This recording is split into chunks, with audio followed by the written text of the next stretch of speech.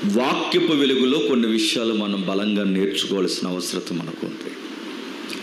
ఆచార సాంప్రదాయంగా అందరి వలె మనం కొట్టుకుపోక కాస్తంత వాక్యపు వెలుగులో ఈ సమకాలీన ప్రపంచానికి పురాతనమైన సంగతుల నుంచి దేవుడు ఏం మాట్లాడుతున్నాడో నేర్చుకోవాల్సిన బాధ్యత మనకుంది.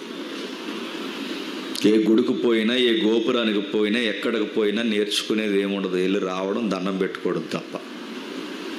కానీ చర్చి విషయంలో అలా ఉండదు. ఈ చర్చికి వస్తే ఏదో ఒకటి నేర్చుకుని వెళ్ళాం. ఏదో వచ్చాం, తన్మయత్నం చెందాం, వెళ్ళిపోయామంటే అది బయట ఉన్న మతాల భక్తి అవుతుంది. కానీ ఇక్కడ అలా కుదరదు. ఇక్కడ మనం నేర్చుకోవాల్సినది వాక్యం. కాబట్టి నేను ప్రశ్నలు అడుగుతున్నాను, దానికి ఆన్సర్ చేయండి. అసలు ఎవరు యేసుక్రీస్తు వారంటే? నజరేతులో పుట్టినవాడని కొంతమంది చెప్పారు. మరికొంతమంది ఈ మధ్యకాలంలో మేధావులు అనుకున్న వాళ్ళు అన్నారు, ఆయన మన ఇండియాకి సంబంధించిన వాడే, తమిళనాడు వచ్చాడట. ఆ తమిళనాడు వచ్చే అలవాట్లు యేసుక్రీస్తు వరకు ఉన్నాయి కనుకే తోమ కూడా తమిళనాడు వచ్చాడట. కథలు బాగా చెబుతారు. మరికొంతమంది రకరకాల ప్రశ్నలు వల్లించారు. ఇవన్నీ పక్కన పడేయండి. అసలు ఎవరు యేసుక్రీస్తు వారంటే? రెండవ ప్రశ్న, ఆయన ఈ లోకానికే ఎందుకు రావాలనుకున్నాడు? ఇది రెండవ ప్రశ్న. మూడవది, వచ్చినవాడు ఈ లోకానికి వచ్చి ఏం చేశాడు?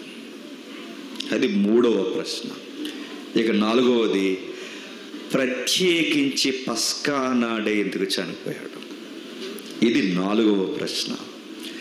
చనిపోయిన తర్వాత ఆయన ఏమి సాధించాడు? ఇది ఐదవ ప్రశ్న. నా మాటలు అర్థమవుతున్నాయా? నేను మళ్ళీ చెప్తున్నాను, కొంతసేపు ఏం అర్థం అవ్వవు, ఒక అరగంట పోయాక మొత్తం అర్థం అవుతుంది. మీకు అర్థం కాకపోయినా అర్థమైనట్టు ఎట్టండి మొఖాలు.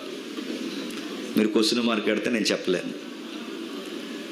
కనుక రాయబడిన ఈ వచనాల వెనకాల ఈ ప్రశ్నను మనం లేవనెత్తితే అసలు యేసుక్రీస్తు వారంటే ఎవరు? ఇదే ప్రశ్న శిష్యుల మధ్య నెలకొంది. రకరకాలుగా మొదటి శతాబ్దంలో ఆయన గురించి మాట్లాడుకుంటున్నారు. ఆ మాట్లాడుకుంటున్న తరుణంలో టాక్ ఆఫ్ ది టౌన్ ఏంటని శిష్యులను దగ్గర పెట్టుకుని అడిగాడు. ఆయన ఏమనుకుంటున్నారు నా గురించి, పబ్లిక్ ఏమనుకుంటున్నారు అని అడిగాడు. శిష్యులందరూ రకరకాల సమాధానాలు చెప్పుకొచ్చారు.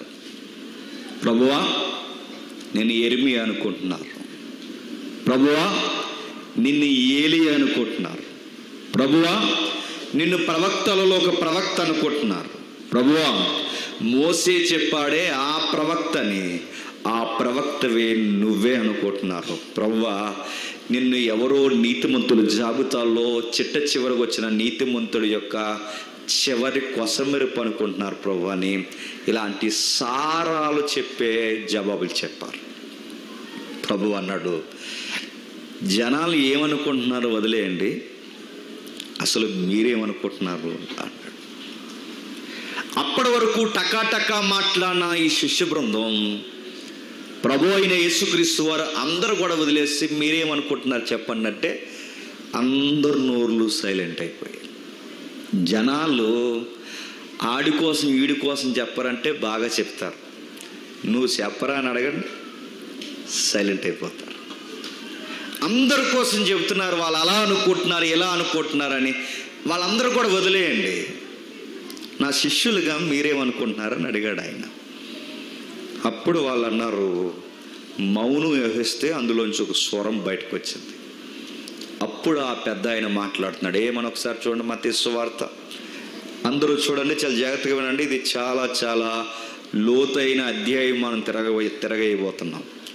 మత్తయి సువార్త 16వ అధ్యాయం.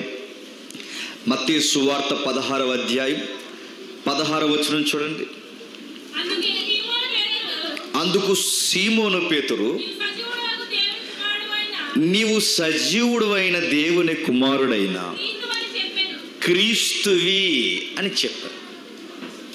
సీమోను బెరయోనా, నువ్వు ధన్యుడవు, ఈ సంగతి పరలోకమందున నా తండ్రి నీకు బయలుపరిస్తే గాని ఎవ్వరూ నీకు బయలుపరచలేదు. ఈ 12 మందిలో నువ్వు ధన్యుడివి. ఈ సమకాలని ఈ పట్టణ సమూహంలో యెరూషలేము పట్టణం మీద నీవే ధన్యుడివి. నన్ను ఇంత స్పష్టంగా అర్థం చేసుకున్న వ్యక్తుల్లో నీవే ధన్యుడివి. ఎందుకు ఏం చెప్పాడు పేతురు అంటే, నువ్వు యేసువు కాదు, యేసువు మాత్రమే కాదు, మేము ఎదురు చూస్తున్న క్రీస్తువి నీవే. ఇప్పుడు క్వశ్చన్ అడుగుతున్నాను, అంటే యేసు అన్నా క్రీస్తు అన్నా ఆ రోజుల్లో ఒక్కటి కాదా? నా మాటలు మీకు అర్థమవుతున్నాయి లేదో? మీకు జక్కే కథ అర్థమవుద్ది, మరియమ్మ కథ అర్థమవుద్ది. కానీ ఇలాంటివి అర్థం చేసుకుంటేనే యేసు ప్రభు యొక్క త్యాగం అర్థమవుతుంది. మరలా ఆ రోజుల్లో ఈ 2 వైఖరులు అంటే, ఈ 2 పదాలు అంటే యేసు వేరు క్రీస్తు వేరు అంటే, ఈరోజుకి ఇజ్రాయెల్ దేశంలో ఎవరైనా ఉంటే చుట్టాల పట్టాలు అక్కడ పని చేస్తుంటే అడగండి, యేసు ప్రభు వారిని చాలామంది నమ్మరు అక్కడ. ఎందుకు అంటే యేసు అనేది పేరు, క్రీస్తు అనేది హోదా. నా మాట అర్థమవుతుందా? యేసు అనేది పేరు, క్రీస్తు అనేది హోదా. అంటే ఏమి హోదా? క్రీస్తు అంటే అభిషక్తుడు అని. అభిషక్తుడు అంటే పట్టాభిషేకం కట్టడానికి వచ్చిన రాజు అని. అంటే దేవుని చేత పంపబడిన రాజు ఎవరు? నజరేతులో పుట్టిన యేసుడు. అంటే ఈ యేసే రాజు అన్నమాట. ఇప్పుడు ప్రాబ్లం అంటే, ప్రపంచానికి దేవుడు ఏం కావాలనుకున్నాడంటే, మంచి ముఖ్యమంత్రి కాదు, మంచి ఎమ్మెల్యే గారు కాదు, పంచాయతీ ప్రెసిడెంట్ గారు కాదు. దేవుడు ఈ లోకానికి ఎవరిని పంపాలనుకున్నాడు? రాజుని పంపాలనుకున్నాడు. అందుకే మన క్రిస్మస్ టైంలో జ్ఞానుల కోసం చదువుతున్నప్పుడు జ్ఞానులు సరాసరి వచ్చి యేసు ఎక్కడ పుట్టాడని అడగరు. పలానా కన్యకు పుట్టిన ఆ కుమారుడు ఎక్కడని అడగరు. వాళ్ళు డైరెక్ట్ అడిగిందేంటో తెలుసా? రాజు ఎక్కడ పుట్టాడు అని అడిగారు. రాజు ఎక్కడ పుట్టాడని ఎందుకు అడుగుతున్నారు? మీరు ప్రపంచ దేశాలను కానీ, రాష్ట్రాలను కానీ, జిల్లాలు, మండలాలు, తాలూకా, పంచాయతీలు, గ్రామాల వరకు ఉన్న అతిపెద్ద ప్రాబ్లం ఏంటి చెప్పండి? నాయకత్వం ప్రాబ్లం ఉంది. నమ్ముతాం, నిలువెల్లా ముంచేస్తారు నాయకులు. మనం వస్తున్నాయి కదండి 13వ తారీఖుని. అదంటారు, ఇదంటారు, వాగ్దానాలు అంటారు, అవి అంటారు, ఇవంటారు. మళ్ళీ అక్కడ కనబడ్డ మనకి మళ్ళీ 5 years వరకు, మనం ఓటేసే వరకు మన ఇంటి ముందు తిరుగుతారు. మనం ఓటేసిన తర్వాత వాళ్ళ ఇంటి ముందు మనం తిరగాలి. అందుకే దేశాలకు అతిపెద్ద ప్రాబ్లం నాయకత్వం, రాష్ట్రాలకు అతిపెద్ద ప్రాబ్లం నాయకత్వం, జిల్లాలకు అతిపెద్ద ప్రాబ్లం నాయకత్వం. అందుకే ఈ ఈస్ట్ ఏరియా నుంచి, లేదా ఈ ఆసియా ప్రాంతాల నుంచి, లేదా ఈ తూర్పు దేశాల నుంచి జ్ఞానులు వెళ్ళిపోయి వాళ్ళు ఏమని అడిగారు? రాజు ఎక్కడా అని అడిగారు. ఎందుకు? మీకు రాజుతో పని ఏంటంటే, మా దేశాలలో ఉన్న అతిపెద్ద ప్రాబ్లం మాకు సరైన రాజు లేడు. ప్రపంచం బాగుండాలి అంటే ఈ ప్రపంచం అంతటినీ పరిపాలించే ఒక మంచి రాజు కావాలి. ఆ రాజు ఈ భూమి మీద ఉండాలి. ఎవడున్నాడు? ఎవడో మంచి రాజులు లేరు. సొలొమోను తన మేధాతత్వంతో పరిపాలిస్తాడనుకున్నాడు. సొలొమోను గారు చివరి క్షణాలలో కొంచెం గాడి తప్పాడు. మీరు ఏ రాజు ఫిట్గా ఉన్నాడంటే ఏ రాజు లేడు. అందుకే రాజులు అన్ఫిట్ అయ్యారు, న్యాయాధిపతులు ఫెయిల్యూర్ అయ్యారు. ప్రవక్తలు ఎంత పలికినను రాజులు కానీ, నాయకత్వాలు కానీ, న్యాయాధిపతులు కానీ ఎవ్వరు ఉండలేరని దేవుడు అనుకున్నాడు. గనకే దేవుడే దీనుడుగా రాజుగా రావాల్సి వచ్చింది. అందుకే జ్ఞానులు వచ్చి సరాసరి అడిగింది ఏంటో తెలుసా? యేసు ఎక్కడున్నాడు, మెస్సయ్య ఎక్కడున్నాడు, ఇవేం అడగలేదు. రాజు ఎక్కడున్నాడు. ఎందుకంటే ఈ రాజు యూదులకే రాజు కాదు, ఈ రాజు మాకు కూడా రాజే, మా అందరికీ రాజే. ఓకే, రాజు వచ్చాడు. వచ్చినప్పుడు ఈ రాజు ఏం చేశాడు? నెలకు 10,000 ఎత్తానన్నాడా? ఏం చేశాడు ఈ రాజు? వచ్చి మహిళా సంఘాలను ఉద్ధరింతానన్నాడా? ఏం చేశాడు ఈ రాజు వచ్చి? ఒక భారీ స్టేట్మెంట్ ఇచ్చాడు. ఏమన్నాడు తెలుసా? తన ప్రజలను వారి పాపాల నుండి విడిపించడానికి వచ్చాడు. ఏం చేశాడట? ఈ రాజు వచ్చింది స్థలాలు ఇవ్వడానికి కాదు, ఈ రాజు వచ్చింది పైసలు ఇవ్వడానికి కాదు, ఈ రాజు వచ్చింది మన రాయితీలు పొడిగించడానికి కాదు, మనకు కావలసినవి చేయడానికి కాదు. ఈ రాజు వచ్చింది అతిపెద్ద ప్రాబ్లం ఉంది ఈ ప్రపంచానికి, పాపం నుండి విడిపించడానికి. ఓకే, పాపం నుండి విడిపించాడంటే పాపం నుండి విడిపించడానికి ముందు ఒక ప్రకటన చేశాడు. ఆ ప్రకటన ఏంటంటే, దేవుని రాజ్యము సమీపించుచున్నది, మారు మనస్సు పొందండి. రాజొచ్చి పాపాలు తీయడానికి బదులు మనుష్యుల పాపాలు పోవాలి అంటే ఈయనొచ్చి ఏం చేశాడు? స్థలాలు ఇస్తానని లేదు, వరాలు ఇస్తానని లేదు, రాయితీలు పెంచుతానని లేదు, ఏమనలేదు. పాపాలు తీస్తానన్నాడు. పోనీ ఆ పాపాలు తీయడానికి తిరిగాడంటే అన్నిటికన్నా ముఖ్యమైన ఒక బోధ చేశాడు. ఆ బోధ ఏం చేశాడు? ఇదిగో దేవుని రాజ్యము సమీపించుచున్నది, మారు మనసు పొందుడి. ఇప్పుడు మళ్ళీ క్వశ్చన్ అడుగుతున్నాను, రాజ్యం అంటే ఎవడన్నాడు? కింగ్డమ్ అని. ఇంగ్లీష్ అడగలేదు నేను. రాజ్యం అంటే రూలింగ్ అని, అంటే రూల్స్, చట్టం. క్వశ్చన్ అడుగుతున్నాను, రాజ్యంలోనికి పాపాలకి సంబంధం ఏంటండి? ఇప్పుడు పాపాలు తీస్తాను అన్నాడు ఆయన, నువ్వు అభిషక్తుడివి అన్నాడు. అభిషక్తుడు వచ్చి ఏం చేయాలి? పాపాలు తీస్తాడని గాబ్రియల్ చెప్పాడుగా. ఆయన పాపాలు తీస్తాడని. మరి పాపాలు తీయకుండా ఆయన చెబుతున్నది ఏంటి? రాజ్యంలోనికి ప్రవేశించండి. అంటే ఇప్పుడు పాపాలకి రాజ్యానికి సంబంధం ఉందా అంటే ఎస్, బైబిల్ అంటుంది సంబంధం ఉంది. ఓకే, రాజ్యంలోనికి రావాలి అంటే పాపాలతో సంబంధం ఉందా? ఎస్, సంబంధం ఉంది. మరి ఆ పాపాలు పోవాలి అంటే మొత్తం వీటన్నిటికీ ఒక కనెక్షన్ సబ్జెక్ట్ ఉందంట. అదంతా తెలిస్తే కానీ ఈ సిలువ ధ్యానాల కూడికలలో ఏదైతే ధ్యానిస్తున్నామో ఈ బలియాగం మనకు అర్థమవుతుంది. చూద్దాం, ఒకసారి చూద్దాం. మూలాలకు వెళ్ళి తవ్వుదాం. నా మాటలు మీకు అర్థమవుతున్నాయా? నేను మళ్ళీ చెప్తున్నాను, కొంచెంసేపు ఏం అర్థమవుతుందో ఒక అరగంట తర్వాత అంతా అర్థమవుద్ది. అప్పుడు అర్థం అవ్వకపోతే మీకు ఏం అర్థం లేదని నాకు అర్థమవుతుంది. కొంచెం అర్థం చేసుకోవడానికి ప్రయత్నం చేయండి, ఎందుకంటే కొంచెం డీప్ స్టడీ ఇది. వెళదాం ఇక. లేవియాకాండం చూడండి ఒకసారి. లేవియాకాండం పాపాలకి, రాజ్యానికి, పస్కాకి, పరిపాలనకి అసలు ఈ లింక్డ్ డాక్యుమెంట్ ఏంటిదని అడగడానికి పురాతనమైన కాలానికి మనం వెళుతున్నాం. చూద్దాం ఒకసారి. లేవియాకాండం 23వ అధ్యాయం. లేవియాకాండం 23వ అధ్యాయం 4వ వచనం నుంచి చదవండి.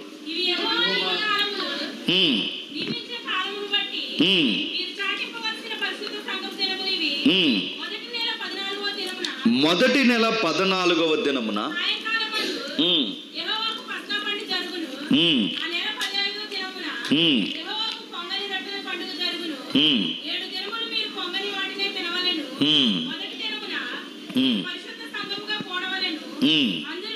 ఇంటికి వెళ్ళిన తర్వాత ఈ అధ్యాయం అంతా ఒక్కసారి మీకు దేవుడి పట్ల భయభక్తులు ఉంటే చదవండి. మూలమైన మాటలు నేను చెప్తున్నాను. ఏముంది లేవియాకాండం 23వ అధ్యాయములు అంటే సుమారు 7 పండగలు ఉన్నాయి. ఎన్ని? ఈ అధ్యాయం జోలికి ఎందుకు వెళ్ళారు జేమ్స్ గారు మీరు అని అడిగితే మనకు దర్యాప్తు ప్రారంభించాం. ఏంటి? ఆయన పస్కా నాడే ఎందుకు చచ్చిపోయాడని. సింపుల్గా ఏమంటారంటే ఆయన పస్కా బలి పశువు కదండి అంటారు. అదే అడుగుతున్నాను, ఆ పస్కా బలి పశువుగా ఎందుకు మారాడంటే మన పాపాల కోసమండి అంటారు. అంతేనా, ఇంకేమైనా ఉందా అని అడిగితే ఇంకేమో మాకు తెలియదండి అంటాం మనం. అందుకే దర్యాప్తు మంది. ఆ 23వ అధ్యాయంలో 7 పండుగలు ఉన్నాయి. ఆ 7 పండుగలు ఏంటి అని అడిగితే మొదటిది సరిగ్గా 14వ తారీఖున ఏమొస్తుందట? పస్కా పండుగ వస్తుంది. నెక్స్ట్ అదే అధ్యాయంలో పస్కా పండుగ తర్వాత 2వ పండుగగా ఏ పండుగ వస్తుంది? పొంగని రొట్టెల పండుగ వస్తుంది. సరిగ్గా 3వ పండుగ ఏదొస్తుంది? ప్రథమ ఫలముల పండుగ వస్తుంది. ఆ ప్రథమ ఫలముల పండుగ అయిన వెంటనే ఏమొస్తుంది? వారాల పండుగ వస్తుంది. వారాల పండుగ అయిన వెంటనే ఏమొస్తుంది? బోరల పండుగ వస్తుంది. బోరల పండుగ అయిన వెంటనే ఏమొస్తుంది? ప్రాయశ్చిత్తార్థమైన పండుగ వస్తుంది. పాప పరిహారార్థపు పండుగ అయిన వెంటనే ఏమొస్తుంది? 7వది గుడారాల పండుగ వస్తుంది. మీరు గుడారాల పండుగ అంటే భోజన మినిస్ట్రీకి వెళ్ళిపోకండి.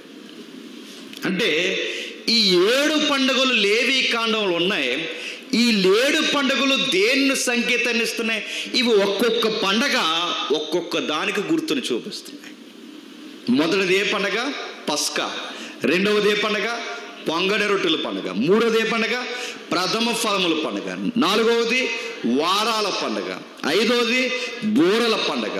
ఆరవది పాపాన్ని కడిగేసుకునే ప్రాయశ్చిత్తార్థమైన పండుగ. ఏడవది గుడారాల పండుగ. ఈ 7 పండుగలు జాగ్రత్తగా మీరు చూడండి.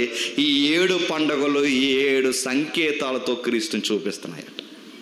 అంటే 14వ రోజు పస్కా, సరిగ్గా 7వ రోజు పొంగని రొట్టెల పండుగ, సరిగ్గా పస్కాకి 3వ రోజు ప్రథమ ఫలముల పండుగ, 4వ రోజు 50 రోజుల పండుగ, అదే వారాల పండుగ. దాన్నే పెంతుకొస్తు పండుగ అంటారు.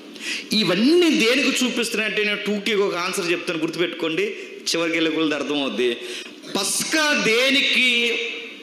క్రీస్తు చనిపోవడానికి మనకి బేసిక్గా మనకు తెలుసు. అంటే అక్కడ పస్కా ఈ క్రీస్తు బలికి గుర్తు అని తెలుసు. నెక్స్ట్ ప్రథమ ఫలముల పండుగ దేనికి గుర్తు? పస్కా అనగానే టక్కని చెప్పేశాం. ఇప్పుడు అడుగుతున్నాను, చెప్పండి. ప్రథమ ఫలము, ఫలము బైబిల్ చదివితే మీకు సింక్ అవ్వాలి. ప్రథమ ఫలముల పండుగ అంటే ఈ పదం క్రొత్త నిబంధనలో వాడారు కాదు, ఆత్మఫలాలు అనకండి. ప్రథమ ఫలముల పండుగ అంటే మీరు ఏ పండగ అయినా ఎవరిని చూపించాలి? చెప్పాలి, క్రీస్తునే చూపించాలి. ఇప్పుడు పస్కాలో గొర్రె పిల్ల క్రీస్తుని చూపించింది. మరి ప్రథమ ఫలములు దేనిని చూపిస్తున్నాయి? క్రీస్తునే చూపించాలి. క్రీస్తుని ఎలా చూపిస్తున్నాయి? మీరు చదివే అలవాటు ఉంటే మృతులలో నుండి ప్రథమ ఫలముగా ఎవరు లేస్తారట?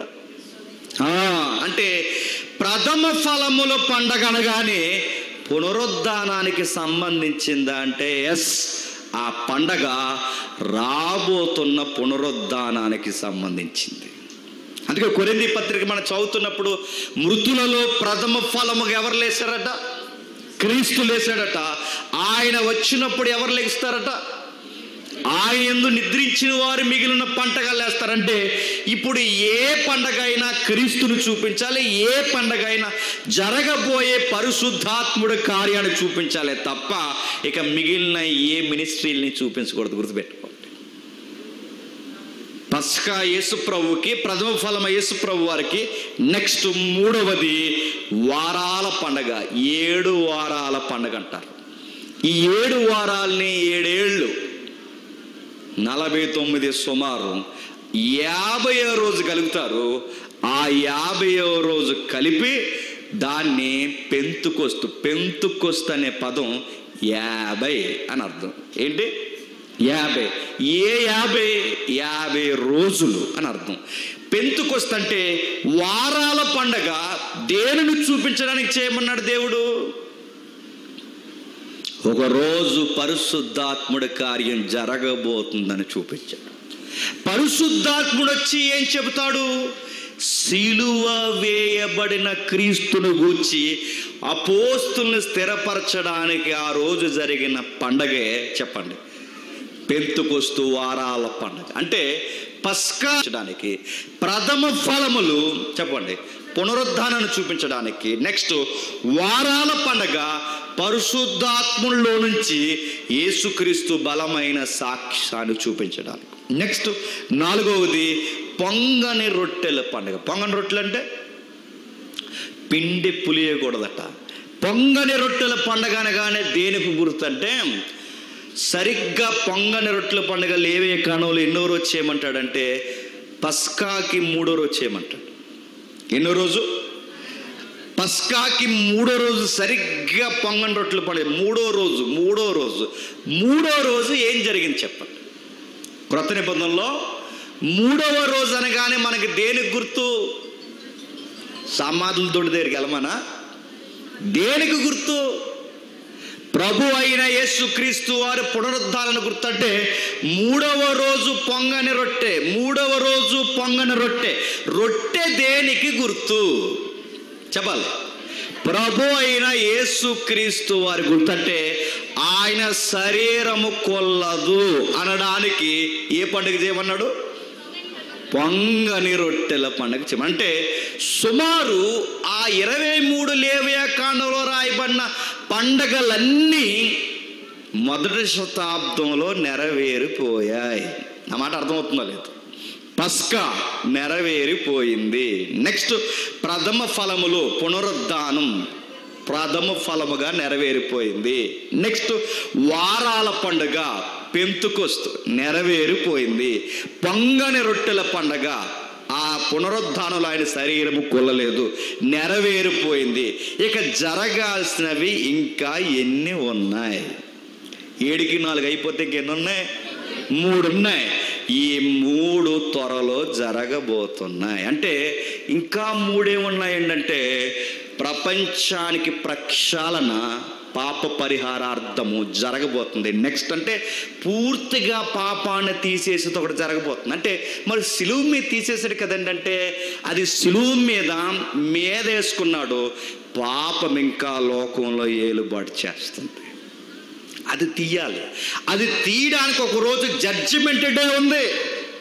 నెక్స్ట్ బోరల పండుగ ఉంది. బోరల పండుగ అంటే బోర్లు ఊతారని కాదు. బోర్ల పండుగ అంటే మొదట దూత బోరోదినప్పుడు, 2వ దూత బోరోదినప్పుడు, 3వ దూత బోరోదినప్పుడు, 4వ దూత బోరోదినప్పుడు, దేవదూతల మిక్కట యాండ్రముతో బోరల ఊదినప్పుడు పెలమని ఒక రోజు ఈ విశ్వానికి 2వ రాకడ జరగబోతుంది. అది బోర్ల పండుగ అంటే. ఆ రోజు ఒక్కొక్కడికి విమానం పోతే ఆ రోజు బోరల పండుగ జరగబోతుంది ఈ ప్రపంచానికంటే. ఆ రోజు బోరల పండుగ రాబోతున్న గాన ప్రతిగానాలకి గుర్తన్నమాట. నెక్స్ట్ గుడారాల పండగ. దేనికి గుడారం? విశ్వాసికి నిలవరమైన గుడారము ఈ భూమి మీద లేదు. ఒకరోజు ఈ గుడారాల పండగ చెప్పండి పరలోకములో సిద్ధము చేయబడుతుంది. ఇంకా 3 ఉన్నాయి నెరవేరవలసినవి. ఈ 3 చెప్పండి 2వ రాకడలో ఒకేసారి జరగబోతున్నాయి. మళ్ళీ తిరిగేసి ప్రశ్న అడుగుతున్నాను. క్రీస్తు చనిపోయాడు, బాగానే ఉంది. పస్కా నాడే ఎందుకు చనిపోవాలి? పాపాలు తీయాలంటే ఇన్ని పండుగల్లో ఏదో పండుగ చచ్చిపోవచ్చు కదండి. 6వ పండుగ ఏ పండుగ అని చెప్పుకున్నాం? ప్రాయశ్చిత్తం. అంటే పాపానికి ప్రాయశ్చిత్తం. అంటే పాపాన్ని తీయాలి అంటే ఏ పండుగలో చచ్చిపోవాలి చెప్పండి అమ్మ, మీరు బాగా వింటున్నారు చెప్పండి. పాపాన్ని తీసేయాలంటే ఏ పండుగలో తీసేయాలి? ప్రాయశ్చిత్తంలో తీసేయాలి. కానీ ఈ ప్రాయశ్చిత్తం పండుగలో చనిపోకుండా ఏ పండుగలో చనిపోయాడు? ఇప్పుడు క్వశ్చన్ అడుగుతున్నా. ఏ ప్రాయశ్చిత్తంలో పాపానికి ప్రాయశ్చిత్తం జరగాలి, కానీ పస్కా నాడు జరగడం ఏంటి? అందుకే రాజ్యానికి, పస్కాకి, పాపానికి ఏదో సంబంధం ఉంది. ఇప్పుడు ఈ లింక్ అర్థం అవ్వాలంటే మళ్ళీ వెనక్కి ఆ పండగను తవ్వాలి. ఏ పండగ? పస్కా పండగ. అర్థమవుతుందా? అందుకే మళ్ళీ సూత్రం అర్థమైన అర్థం అవ్వకపోయినా కొంతసేపు చెప్పండి వెళదాం ఒకసారి. నిర్గమకాండం బైబిల్ రోజు చదివే వాళ్ళకి చాలా విలువైన సంగతులు. బైబిల్ ఏ రోజు చదవని వాళ్ళకి ఈరోజు ఏదో చెప్పాడన్న అర్థం కాని సంగతులు. చదివే వాళ్ళకి క్రొవ్వు మీద దొరికినట్టుంటుంది. ఏ రోజు బైబిల్ చదవని పండగ భక్తులకి ఏం అర్థం కాకుండా ఉంటుంది. అయినా మీకు అర్థమయ్యేలా చెప్పడం కూడా నా బాధ్యత. కొంచెం జాగ్రత్తగా వినండి. నిర్గమకాండం 12వ అధ్యాయం మొదటి వచనం నుండి చూడండి ఒకసారి. మోసే అహరోనులు మొదటి నెల జనవరి అని ఎందుకు అనొద్దు అంటున్నాడంటే, మొదటి నెల జనవరి అనగానే జనవరికి 14వ రోజు కలిపి 14 రోజులు భోగిమంట చేస్తారని. నా మాట అర్థమైందా? ఎందుకంటే మన భక్తులు అలాంటి వాళ్ళు కూడా ఉన్నారు. ఎందుకంటే భోగిమంటకు కూడా ప్రార్థన చేసి భోగిమంట వేసే భక్తులు ఉన్నారు. దేవుడు చేయమన్నది ఇదేనండి పస్కా, ఈ పొంగల్నే పస్కాగా చేయమన్నాడని కలిపేసి అర్థం పర్థం లేని భక్తులు ఉన్నారు. అందుకే మనది జనవరి నెల కాదు ఇక్కడ చెబుతున్నది. ఈ నెల వేరు. అబీబు కానీ నీసాను కానీ ఈ నెలలు వేరు. ఆ రాయబడిన నెలలు వేరు. వాళ్ళ మొదటి నెలలో 14వ రోజు ఓ పని చేయమన్నాడు. ఏం చేయమన్నాడంటే, నేను ఐగుప్తికి తీర్పు తీర్చబోతున్నాను. ఐగుప్తికి తీర్పు తీర్చడం అంటే సరిగ్గా ఐగుప్తిని పరిపాలిస్తున్నది ఫరోయే కాదు, ఐగుప్తిని పరిపాలిస్తున్న దేవుళ్ళు ఉన్నారు. ఆ మాట బాగా వినాలి. అదేంటి దేవుడు ఒక్కడేగా, దేవుళ్ళు ఉన్నారంటారు ఏంటంటే, దేవుళ్ళు ఉన్నారు. జాగ్రత్తగా వినండి. దేవుళ్ళుగా పిలువబడిన వారు ఉన్నారు. యెహోవా ఒక్కడే, కానీ యెహోవా చాలా మంది ఉన్నారు. ఐగుప్తిలో తిష్టేసి కూర్చున్నారు. అందుకే దేవుడు అంటాడు, నేను ఐగుప్తికి తీర్పు తీరుస్తున్నాను అంటూనే వెంటనే ఏమంటాడు తెలుసా? 12:12లో నేను ఐగుప్తి దేవుళ్లకు తీర్పు తీర్చబోతున్నాను అన్నాడు. చూడండి ఒకసారి 12:12లో. ఐగుప్తి దేశమందు సంచరించి ఐగుప్తి దేశమందలి మనుషుల్లో కానీ జంతువులలోనే కానీ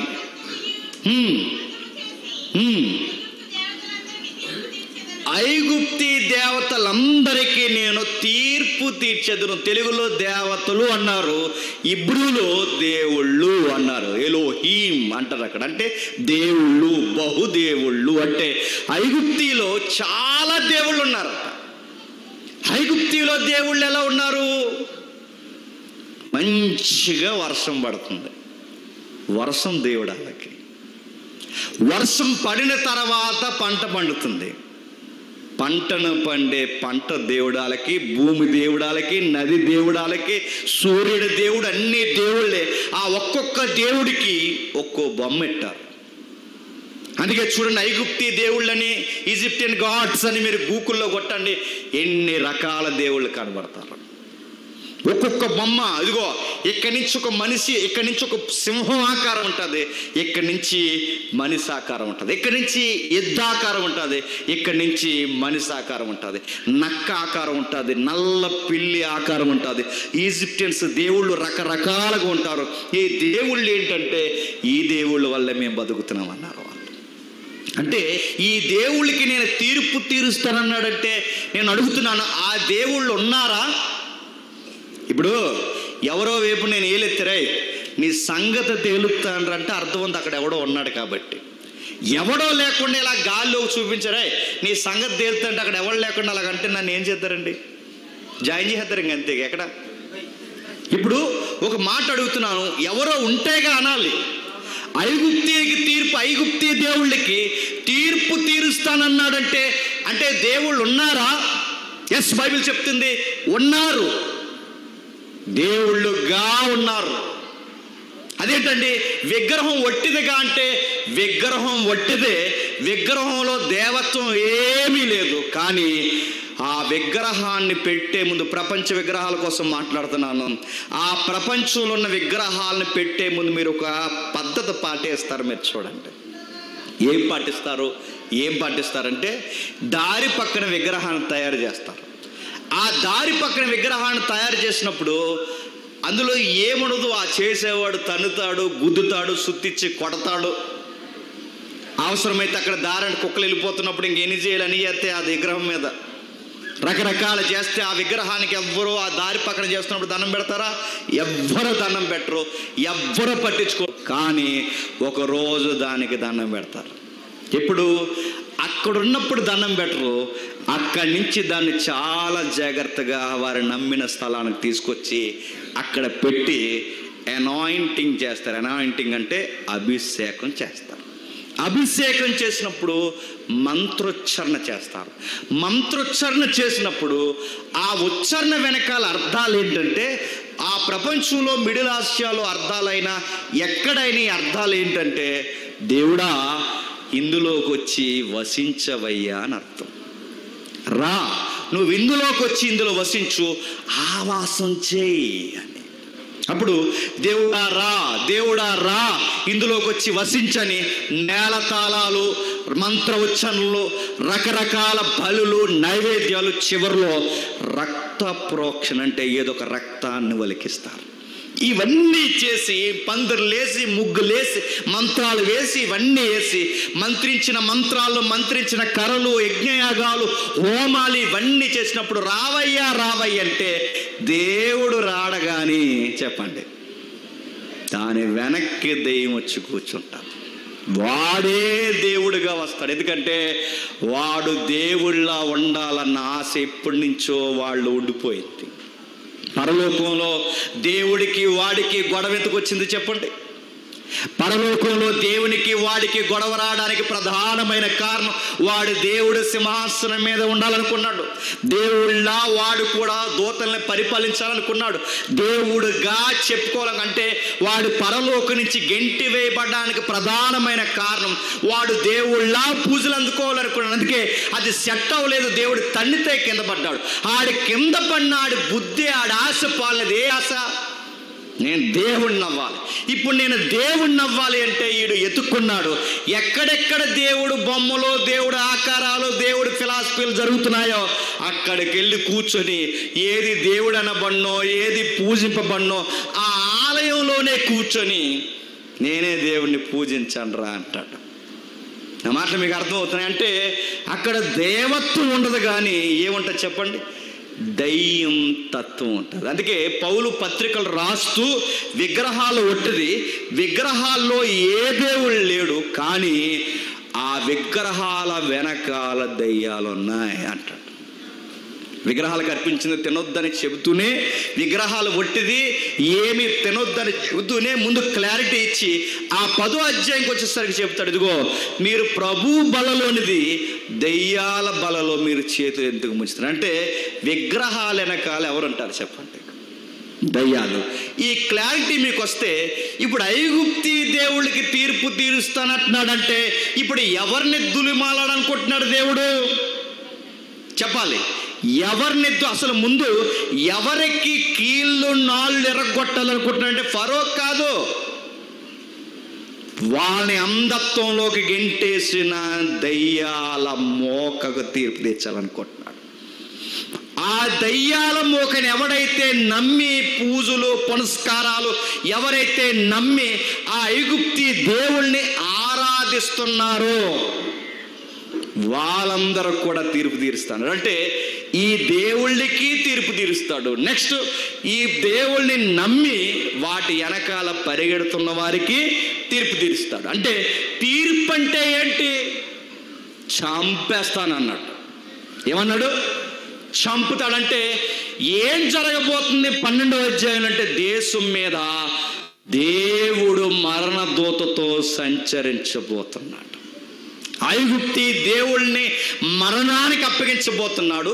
ఎవరైతే ఆ దేవీ దేవతల్ని దేవుళ్ళని నమ్ముతున్నారో వాళ్ళ తొలి సంతానాన్ని, వారి కుటుంబాన్ని మరణానికి అప్పగించబోతున్నారు. ఇది జరుగుతుందంటే ఆ రోజు 12వ అధ్యాయంలో జరుగుతున్న ఐగుప్తిలో సాయంత్రం వేళ ఏం జరుగుతుంది? మరణ దూత తిరగబోతుంది. ఈ మరణ దూత ఎప్పుడైతే తిరుగుతుందో దేవుడు ఏమన్నాడంటే ఈ దేవుళ్ళే కదా నేను వదిలేను, ఈ దేవుళ్ళని వదిలేను, వీరిని వెంబడిస్తున్న వారిని కూడా నేను వదలను అన్నాడు.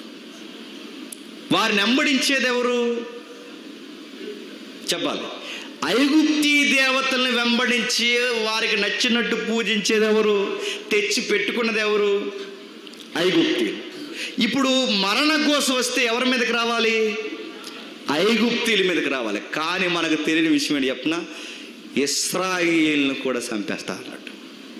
ఎందుకంటే వీళ్ళు 430 సంవత్సరాలు ఇక్కడ ఉండి వీళ్ళు చేసింది ఏంటి చెప్పిన? యెహోవాకి మళ్ళీ చెప్తున్నాను, యథార్థమైన ప్రార్థన చేయలేదు. వీళ్ళు 430 సంవత్సరాలు ఉండి వారు రొమ్ములు బాదుకున్నది యెహోవా వైపు పూర్తిగా తిరగలేదు. అబ్రహాముకి, ఇస్సాకుకి, యాకోబుకి దేవుడు మాట ఇచ్చాడు కాబట్టి అది జ్ఞాపకం చేసుకుని వీళ్ళని విడుదల చేశాడే తప్ప వీళ్ళ భక్తిని బట్టి అయితే వీళ్ళని విడుదల చేయలేదు. వీళ్ళకి అలాంటి భక్తి వైరాగ్యము లేదు. అంటే ఐగుప్తీ దేవతలను ఐగుప్తీలు మొక్కారన్నది ఎంతో వాస్తవమో, ఐగుప్తులో వీళ్ళు 430 సంవత్సరాలు ఉన్నప్పుడు యెహోవాని విడిచి చెప్పండి వీళ్ళు కూడా ఐగుప్తీ దేవుణ్ణి మొక్కారు. ఎక్కడుంది ఒకసారి చూడండి. యెహెజ్కేలు గ్రంథం 20వ అధ్యాయం, యెహెజ్కేలు గ్రంథం 20వ అధ్యాయం, యెహెజ్కేలు గ్రంథం 20వ అధ్యాయం 6వ వచనం నుండి, యెహెజ్కేలు గ్రంథం 20వ అధ్యాయం 6వ వచనం నుండి,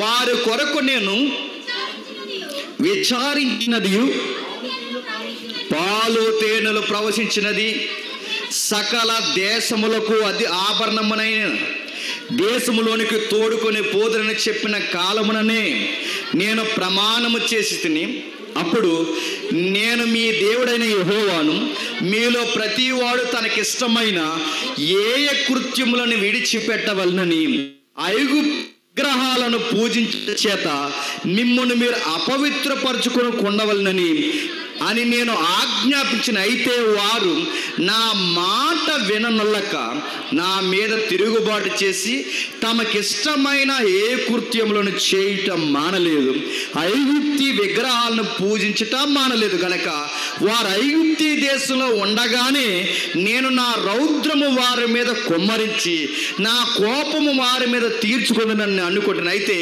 ఏ అన్యజనుల ఎదుట నన్ను నేను బయలుపరుచుకుంటున్నో ఆ అన్యజనుల మధ్య వారు, ఆ అన్యజనుల్లో వారు అన్యుల ఎదుట వారు నన్ను బయలుపరుచుకొని నాగు చేయుట మాని ఆ జనులు చూచుచుండగా నా నామ ఘనత కొరకు నేను ఐగుప్తీలో నుండి నేను వారిని రప్పించి తిని వారిని ఐగుప్తీ దేశంలో రప్పించి అరణ్యంలోనికి తోలుకొచ్చి. చదివిన వాక్యాలు ఏమర్థం అవుతుంది అంటే ఐగుప్తీయులు ఎంతగా విగ్రహారాధన చేశారో చెప్పండి, ఇశ్రాయేలీలు కూడా అంతే విగ్రహారాధన చేశారు.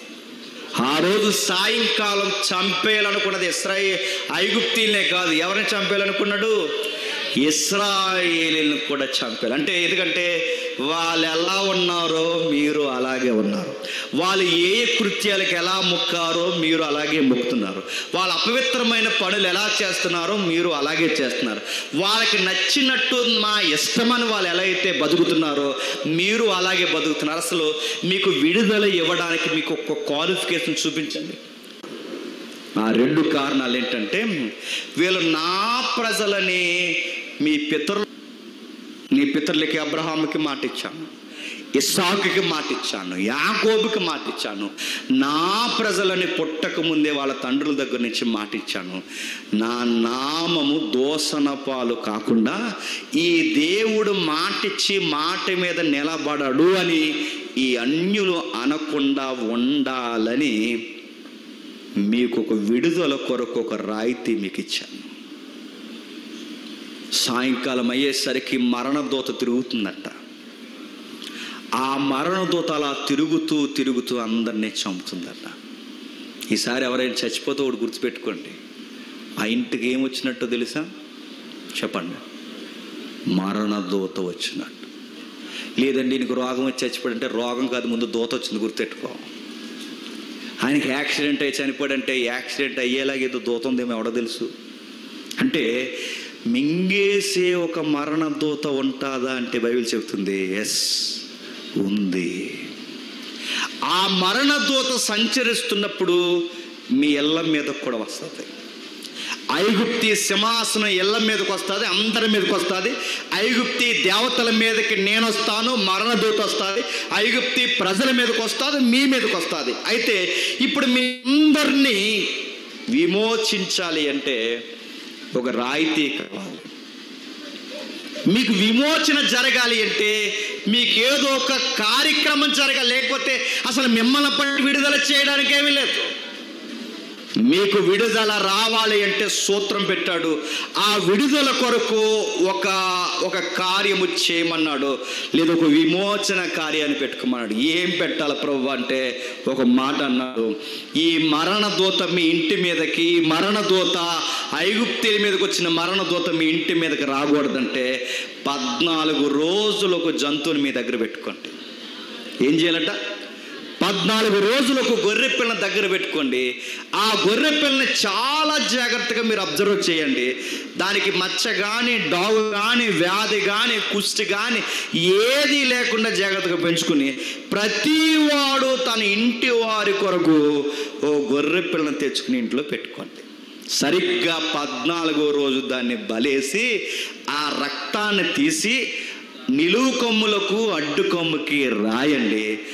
రక్తం వెనకాల దాక్కోండి. రక్తం చూసి మిమ్మల్ని వదిలేస్తాను అంటే ఆ రోజు ఐగుప్తీయులతో పాటు కూడా వీళ్ళు చనిపోవాలి. వీళ్ళు చనిపోకుండా ఉండడానికి వీళ్ళని కాపాడినది ఏంటట? రక్తం. గుర్తుపెట్టుకో. పస్కా పండుగ నాడు అంటే పస్కా పండుగ నాడు ఏం జరిగింది? ఏడాది మగపిల్లైన గొర్రెపిల్ల కానీ మేకపిల్ల కానీ తండ్రి దాన్ని బలేయండి.